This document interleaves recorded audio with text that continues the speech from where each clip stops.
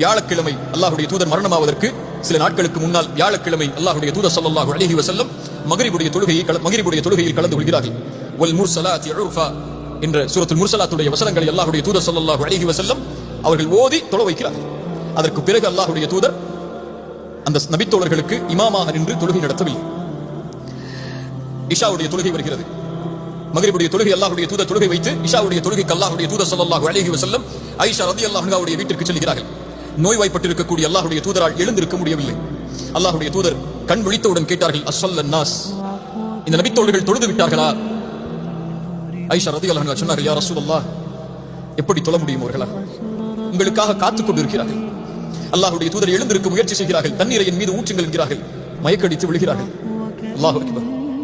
மறுபடியும் மயக்கம் தெளிகிறது. கேட்டார்களா ஸல்லன் நாஸ்?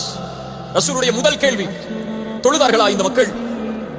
யா ரசூலல்லாஹ், இல்லை அல்லாஹ்வுடைய தூதரே, உங்களுடைய வருகைக்காக காத்துக் கொண்டிருக்கிறார்கள்.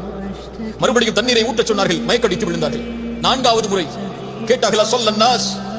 மக்கள் தொழுதார்களா அல்லாஹ்வுடைய தூதருடைய மனைவியை ஆயிஷாவை? சொன்னார்கள், யா ரசூலல்லாஹ், இல்லை, அவர்கள் உங்களுக்காகத்தான் காத்துக் கொண்டிருக்கிறார்கள். ரசூலுல்லாஹ் சொன்னார்கள், என்னால் முடியாது ஆயிஷா, என்னால் முடியாது ஆயிஷா, உன் தந்தையை தொழுகை நடத்துமாறு கூறு. யார் தந்தை? அபூபக்கர் சித்தீக் ரலியல்லாஹு அன்ஹு. அல்லாஹ்வுடைய தூதர் அடையாளங்களை வெளிப்படுத்துகிறார்கள். அவ்வளவுதான் என்னுடைய தலைமைத்துவம்